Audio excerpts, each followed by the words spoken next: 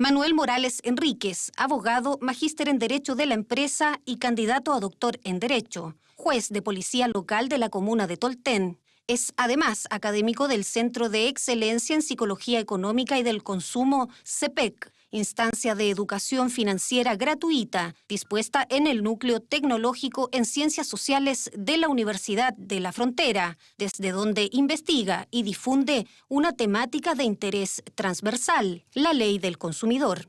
Hoy en el café conversaremos sobre la nueva ley de fortalecimiento del CERNAC, iniciativa legal que entró en vigencia en marzo del 2019 y que modifica la actual ley del consumidor con nuevas atribuciones y herramientas de protección.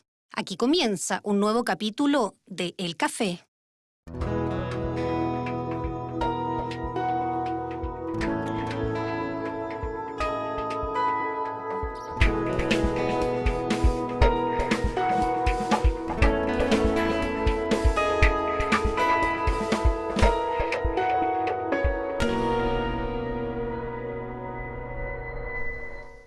¿Cómo están ustedes, amigas, amigos? Bienvenidos a este nuevo capítulo del Café, como siempre, acá en Ufrovisión. Ya conocen a nuestro entrevistado de hoy y una temática, un temazo, en realidad, porque todos estamos, digamos, bajo el alero de esa ley, lo que ahí en esa modificación que se hizo y que entró en vigencia ahora, el 14 de marzo de este año, nos va a incumbir de una u otra manera, en el fondo.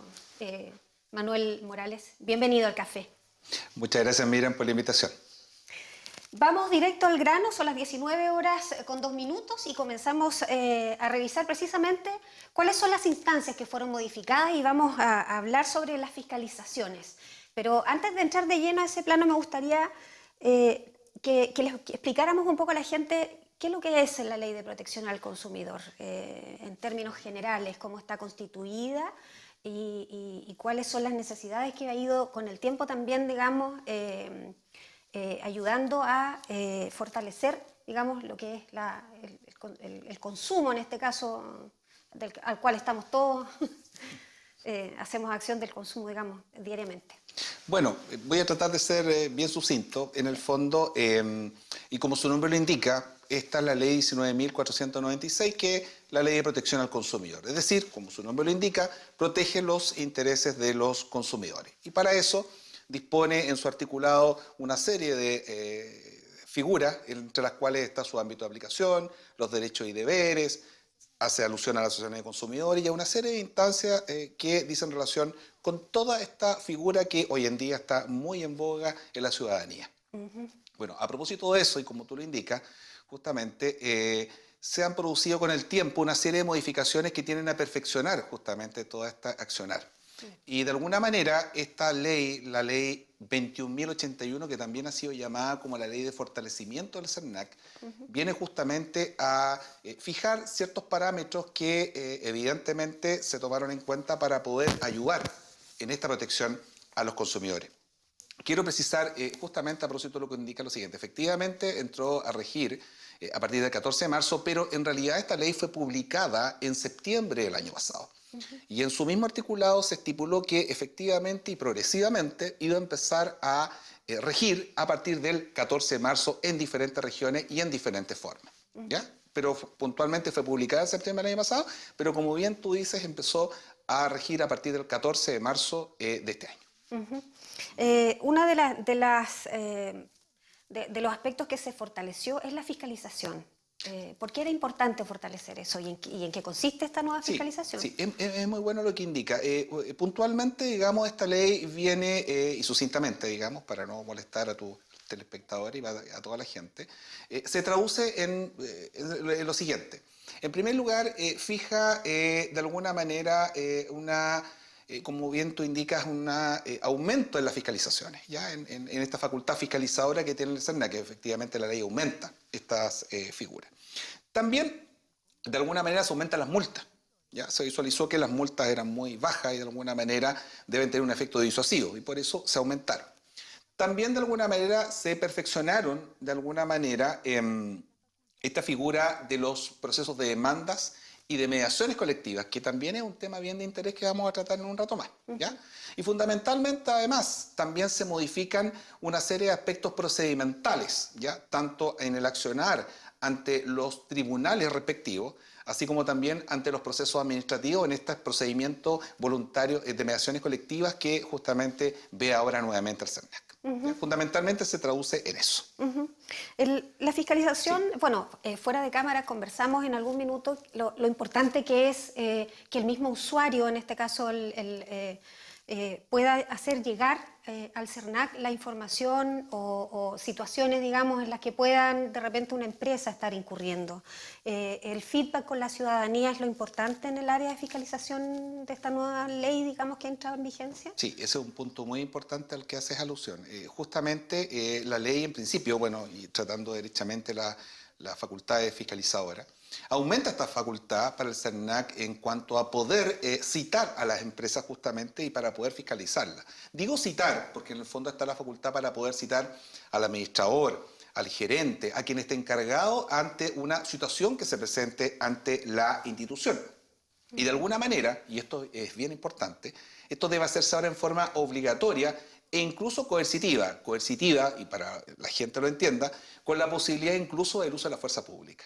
¿Ya? O sea, si el representante legal tiene que, si es citado, digamos, por el CERNAC en este caso. Sí, pero que eventualmente, en todo caso, esta fuerza pública debería ser solicitada ante los tribunales de justicia. Pronto voy a dedicar a explicar un poco ese juego que va a haber entre esta entidad administrativa que es el CERNAC junto con los tribunales de justicia en este caso. ¿Ya? Y de alguna manera, como tú dices bien, se va a priorizar, porque no es cualquier fiscalización. Mire, yo lo quiero fiscalizar a usted. No, aquí lo que se va a priorizar en alguna manera a lo que cause mayor impacto negativo a los consumidores. Es decir, el número de denuncias va a afectar, digamos, la fiscalización. Claro, es una clara medición del impacto que pueda tener negativo, evidentemente. Y de alguna manera, si la empresa se niega a esto, puede ser sancionada con multa e incluso, por supuesto, como dije, con previa autorización judicial, se puede fiscalizar con el auxilio de la fuerza pública. ¿Qué aspectos fundamentales se fiscalizan o fiscaliza el CERNAC en este caso? Bueno, a propósito de eso, la verdad es que evidentemente ante una denuncia el CERNAC puede intervenir y puede requerir los documentos que quiera. Evidentemente, si hay una situación anómala que efectivamente se denuncia, más allá de definir cuál puede ser, justamente el CERNAC va a ir a través de su fiscalizador y verá si efectivamente eso es así o no. ¿Ya? Evidentemente, este efecto disuasivo de la multa tiende a eso, a que se le entregue información. Y a propósito de lo que menciona justamente, también se establece dentro de la ley un plan anual de fiscalización. O sea, efectivamente el CERNAC puede establecer un plan anual que va a ser público, es decir, se va a publicar dentro de su página y la gente va a saber a quién va de alguna manera a fiscalizar. Ahora, evidentemente, eso no es todo. Es decir, uno puede decir, mire, se establece ahí dentro de su plataforma que se va a fiscalizar a esta empresa y no se va a fiscalizar a esta otra. Bueno, evidentemente, ante una avalancha de denuncias de consumidores, ante una situación anómala, eso puede cambiar y también puede ir dirigida la fiscalización en contra de esa empresa. Respecto de la misma fiscalización, ¿cómo era la fiscalización anteriormente? ¿Era más débil?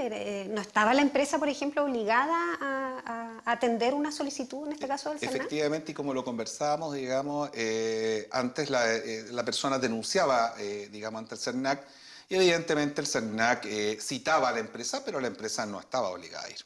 Justamente con esta ley, con este perfeccionamiento que se hace, ahora la ley incluso atenta ante la multa que se le puede imputar, está obligada, digamos, a ir.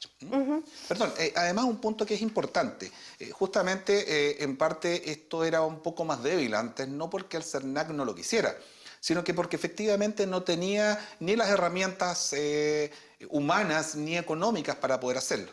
Y justamente la ley ahora viene a duplicar, digamos, de alguna manera para perseguir estas multas, viene a duplicar los funcionarios, digamos. De alguna manera establece esta figura para poder realizar lo que le permite la ley y además le permite firmar convenios con las corporaciones de asistencia judicial para que efectivamente y ante situaciones determinadas puedan representar a las personas que efectivamente quieran demandar esto ante los tribunales de justicia. Y esto es como un hito que que entre esta institución, digamos, a ejercer este tipo de acciones legales? ¿O No. estaba más enfocado antes en las pensiones como de alimentos? No, lo que pasa es que gran número, como tú dices, del trabajo de las corporaciones de asistencia judicial se lo llevan los temas de familia fundamentalmente, pero sin duda alguna que en algunas situaciones la corporación destinaba este tema, de hecho tiene una oficina de mediación, digamos, en algunos mucho más elaborada y acá en Temuco no tanto, pero fundamentalmente ellos sí tomaban algunas causas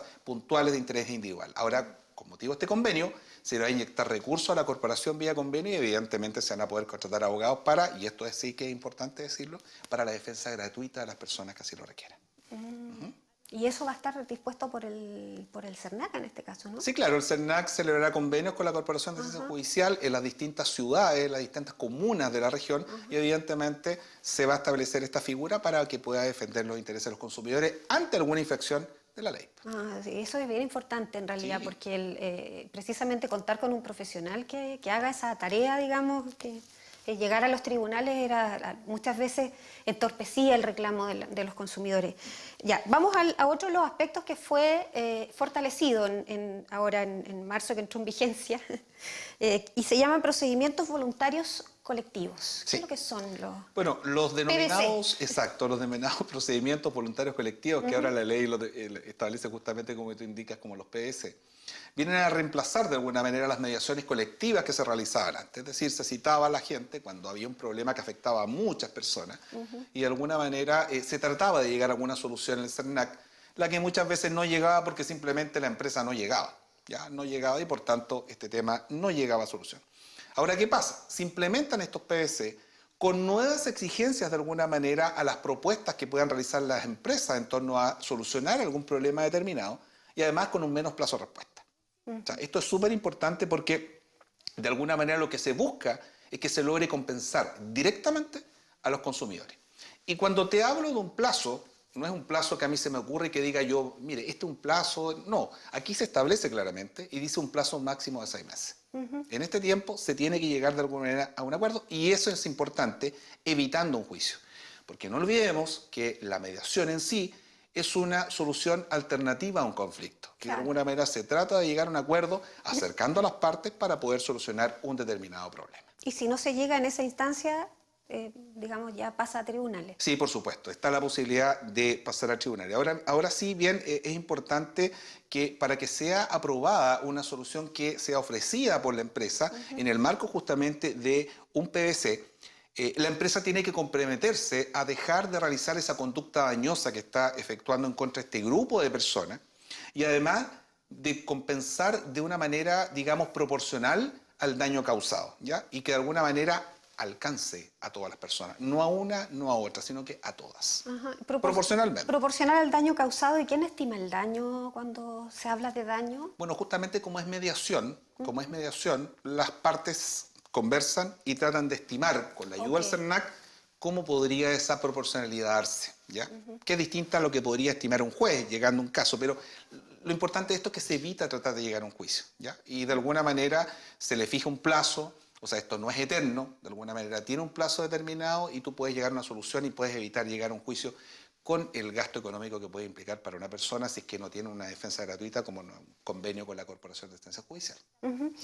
¿Estos convenios son a todo esto obligatorios para el CERNAC tenerlos o no necesariamente en las regiones? No, esto es importante decirlo. Esto lo incorpora la ley y evidentemente el CERNAC lo tiene instalado porque es el antecedente de otro procedimiento que ellos tenían. Lo que pasa es que ahora tiene una mayor herramienta para poder obligar a la empresa a tratar de llegar a un acuerdo. Ya. Y fija un marco en buenas cuentas.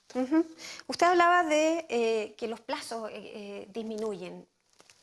¿De cuánto plazo hablamos? 6 meses. 6 meses. En 6 meses justamente, ¿Debería estar todo resuelto? Lo dije, debería estar todo resuelto, pero obviamente no es obligatorio y por tanto sí se fija una solución alternativa antes de llegar a un juicio. Eso es lo importante de esto. Cuando hablamos de procedimientos voluntarios colectivos, ¿cuántas personas son ¿Es más de uno? ¿A qué No, se por le llama supuesto, claro. Lo que pasa colectivo? es que hay dos intereses que uno puede visualizar. Hay un interés individual que establece la ley de consumidor y un interés colectivo. Ya, Cuando hablo de interés individual hablo de una persona, cuando de colectivo hablo de varias personas. ya. ¿Ya? Fundamentalmente la ley los define, eventualmente los aspectos que debe ser, pero para el común de la gente lo que debe entender es que son muchas personas. Cuando es una persona, evidentemente está el procedimiento de la mediación, pero un procedimiento que sigue las reglas anteriores. Fundamentalmente esta implementación obedece a los intereses que puedan tener varias personas, no una. O sea, aquí cabría decir, digamos, o como algunos, por citar algunos ejemplos, empresas de servicios, que son las más masivas en este caso. Sí, Las sí, que... evidentemente eso habla puntualmente de la empresa de servicios, por ejemplo, en las cuales ya nos vamos a referir posteriormente, porque Sí. justamente las modificaciones que se hacen, o parte de las modificaciones, tienen relación con algunas de ellas. Sí, eso le iba a preguntar, si la ley miraba precisamente, porque hay empresas que sus servicios, no todos los servicios son iguales, algunos son muy masivos, como la luz, el agua, el gas, el teléfono, el internet, y otros, digamos, servicios que son más acotados. ¿Cómo interpreta la ley esa Bueno, justamente diferencia? quería explicar un poco más la ley porque en el fondo hay una figura particular respecto, no olvidemos que esto está en el ojo de la ciudadanía. Últimamente en la región ha habido ciertos problemas al respecto con empresas justamente de generación eléctrica y en otras ciudades del país, y evidentemente hay una figura especial que se puede dar a la medida de esta ley. Varias municipalidades en defensa de sus vecinos han procedido a establecer demandas de carácter colectivo actualmente, lamentablemente bajo el amparo de algunas de la ley antigua, porque no olvidemos que Las esto que rige partan del 14 de marzo en adelante. adelanto, porque fundamentalmente, por regla general, la ley rige para el futuro y no tiene efecto retroactivo. Eso Claro. es importante saber también. Hay otro aspecto que es la demanda colectiva, que también sufrió modificaciones. Aquí me gustaría también que hiciéramos una explicación bien contundente, porque se escucha mucho de las demandas colectivas en el CERNAC y que antes, digamos, la gente esperaba o tenía mucha expectativa de lo que iba a ocurrir, digamos, al hacer un tipo de procedimiento de este carácter. Ahora, ¿cómo van a hacer? Bueno, fundamentalmente la demanda colectiva pienso que es una herramienta eficaz, ¿ya? Pero lamentablemente con la implementación que se dio desde un inicio no ha tenido esa eficacia que uno pudiera pensar.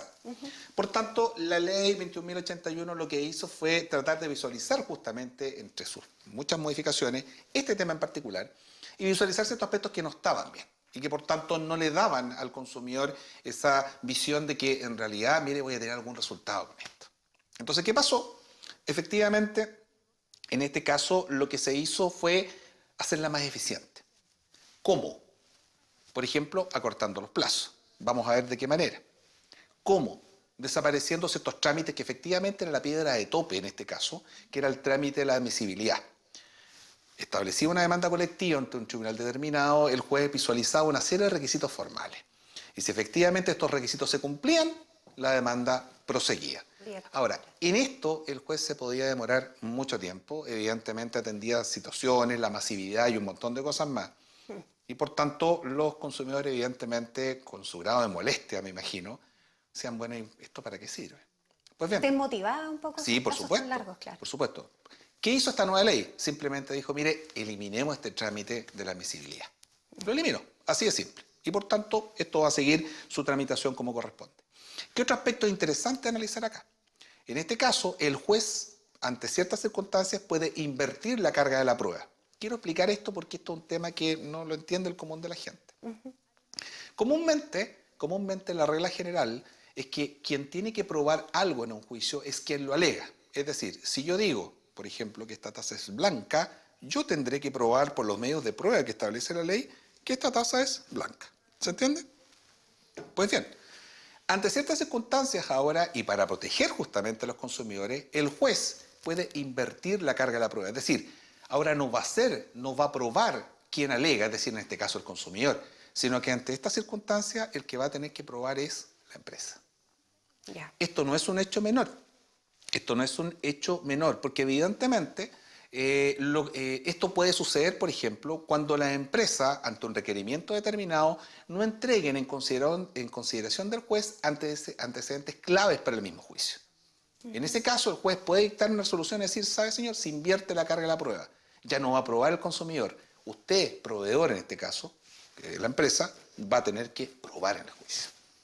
No es un hecho menor. ¿Y por qué se da esa modificación en la ley del consumidor? Bueno, se da porque justamente, en parte, ante ciertas figuras, como digo, yo empresa me niego a entregar, por ejemplo, un antecedente clave, evidentemente, bajo ese punto de vista, se altera esta carga de la prueba.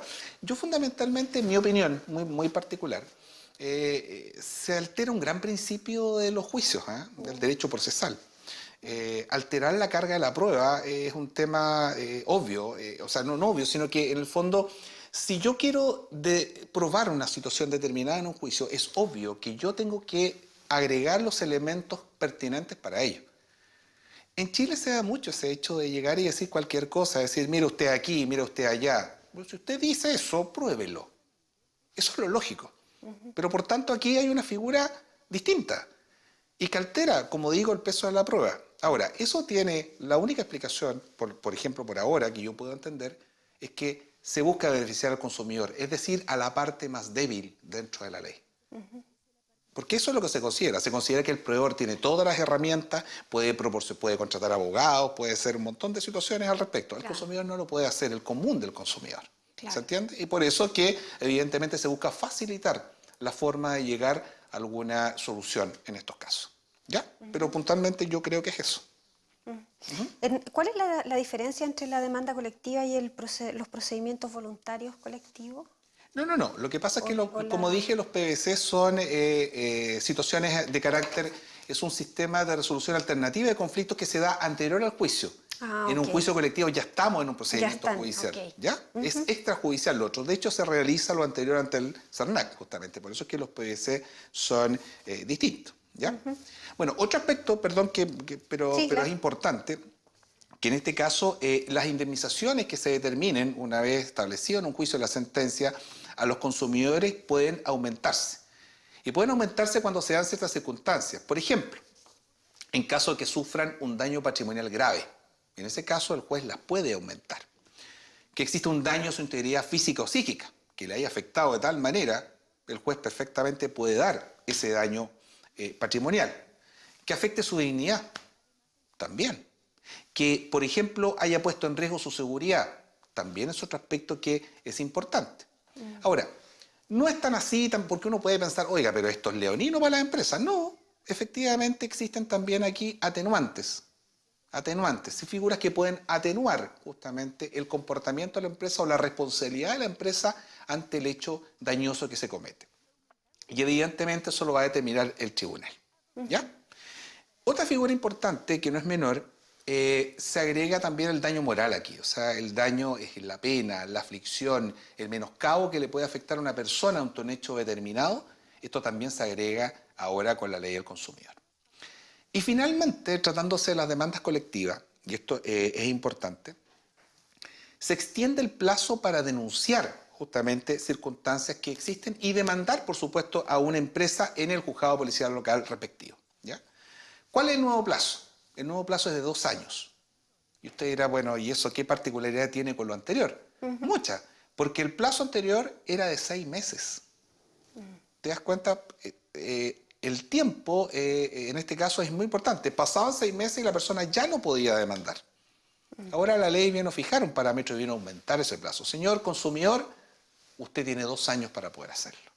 Es un hecho que no es menor y que me parece súper importante que lo conozca la ciudadanía. Sí, sobre todo estaba pensando en los casos donde hay, por ejemplo, algunos tipos de accidentes en buses, por ejemplo, que la gente queda con un trauma, digamos, que se expresa posterior, no en todas las personas es igual la reacción, digamos. Sí, evidentemente. Entonces, obviamente ahí habían plazos que extender, eso es súper importante. Sí, hay algo que se discutió cuando estaba precisamente el Congreso hablando de este fortalecimiento de la ley y que tenía que ver con las facultades sancionatoria. Sí, efectivamente. Porque se le quería dar precisamente al CERNAC una de estas facultades que está expresada en los tribunales de justicia por Sí, tienes digamos. sí, tienes mucha razón. En su momento hubo una frase que a mí me pareció que calibraba muy bien lo que sucedió y que en el fondo se dijo que el CERNAC con esta reforma era un león sin dientes. Como un león sin dientes. Sí, claro, usaron efectivamente. Porque lo que pretendía la ley al momento de su tramitación era que el CERNAC tuviera también, aparte de funciones fiscalizadoras, también funciones sancionatorias, como tú lo indicas. Claro. Ahora, bueno, usted es juez. ¿No es necesario que el CERNAC bueno, las tenga o sí? Bueno, necesario? viene muy de cerca la recomendación, digamos. Yo no soy quizás la persona más objetiva que lo puede afirmar, pero creo que quedó buen recaudo. Creo de alguna manera que las facultades sancionatorias deben quedar radicadas en un tribunal. El tribunal, por ejercer jurisdicción y por una serie de circunstancias, creo que es lo correcto y está bien. Ahora, esto de león sin dientes no es tan así también. O sea, y esto por lo que hemos visto, la verdad por supuesto, es que no, lo ratifica claramente lo que hemos hablado hasta ahora. O sea, evidentemente se le otorgó una serie de facultades que el CERNAC no tenía. Entonces, de alguna manera, sí quedó con nuevas facultades, fiscalizadores fundamentalmente, pero efectivamente la facultad de sancionar y determinar, e incluso si el CERNAC impone una multa, esas multas son reclamables efectivamente ante los juzgados de policía local. Entonces es evidente que también no es un hecho menor. Bueno, yo me imagino que eliminándose este trámite, digamos, de la admisibilidad de un procedimiento, el juez, digamos, está obligado, entre comillas, o está obligado a atender el caso. ¿Están los tribunales, ya esta es una pregunta como juez, ¿están los tribunales preparados? Porque yo me imagino que podría ocurrir una suerte de avalancha de... A ver, lo que pasa es que también se tienen que tramitar ante los juzgados civiles. Yo aquí quiero ser bien honesto. Toda vigencia de una ley, porque esa es la verdad, impone ciertas conductas. Me acuerdo, y quiero hacer un paralelo, digamos, con cuando efectivamente en el año 1999, con la dictación... O sea, perdón, con el año 2004 se impuso la ley de divorcio en Chile y de alguna manera se dijo, mire, aquí va a haber una avalancha, se va a acabar el mundo. Y la verdad es que no es tan así. La gente en un principio lo que busca es informarse, pero no produce esas reacciones. Ahora, a mí me parece muy bien, pero muy bien que la gente ejerza sus derechos y de alguna manera vele por su bienestar. Y si efectivamente ve una actitud que es atentatoria en contra de sus derechos, lo tiene que reclamar. A mí me parece. Y para eso, evidentemente, están los tribunales de justicia para poder ponderar si esta denuncia que hace la persona o las personas, en el caso que sea colectivo, tiene o no tiene fundamento. Estamos ya casi terminando nuestro programa. Son las 19:28. Estamos a 2 minutos. Antes de despedirnos, quiero comentarles que la Universidad de la Frontera tiene cursos gratuitos de educación financiera. Precisamente usted es uno de los académicos de esta instancia, digamos, que es muy oportuna precisamente ahora que viene toda esta modificación. Así que yo le quiero dejar las cámaras para que precisamente invite a la gente a inscribirse. En pantalla están saliendo ya la información para poder inscribirse en estos cursos que son gratuitos. Y también comentarles que el día 28, que es mañana, va a haber un seminario muy importante respecto precisamente de este mismo tema, y las cámaras son todas suyas para que pueda entregar la información a la gente que nos está mirando. Perfecto, Miriam. Bueno, yo creo que Miriam fue muy clara en el sentido de que los invitamos a inscribirse justamente en estos cursos que, como dijo Miriam, son gratuitos, en el Centro de Excelencia en Psicología Económica y del Consumo de la Universidad de la Frontera, institución a la cual, por supuesto, pertenezco. Y evidentemente los invitamos a todos a concurrir a este seminario donde se van a debatir estas reformas a la Ley de Protección al Consumidor, Ley 21.081, en la que van a participar fundamentalmente el director regional de CERNAC, don Arturo Araya, don Richard Camaño, en segundo lugar, quien es el presidente de la Asociación de Consumidores del Sur, CDS, y también va a estar con nosotros don Andrés León Baeza, quien es el presidente nacional del Instituto de Jueces y Secretarios de Policía Local de Chile. El suscrito va a actuar en esa oportunidad como moderador y por tanto todos los invitamos a la sala 202 del aula magna de la Universidad de la Frontera a participar de este evento. Les aseguro que se van a informar de sus derechos y van a poder alegar como corresponde y en debida forma. ¿En qué horario va a ser esta actividad? Esta actividad comienza a partir de las 4 de la tarde en adelante. Ya sabe, la aula magna está ubicada acá en calle Uruguay, en la ciudad de Temuco. Por supuesto, cordialmente invitados a esa actividad y reiteramos la invitación a inscribirse en estos cursos de educación financiera que son muy necesarios porque es transversal, a todos nos puede servir. A ustedes, como siempre, decirles muchas gracias por su sintonía. Ufrovisión está siempre pendiente de llevar los temas a ustedes que son de interés. Quédese en Ufrovisión, ya viene Karen Campos con las noticias a las 21:30 horas. Muchas gracias, nos vemos en un próximo capítulo de El Café. Gracias.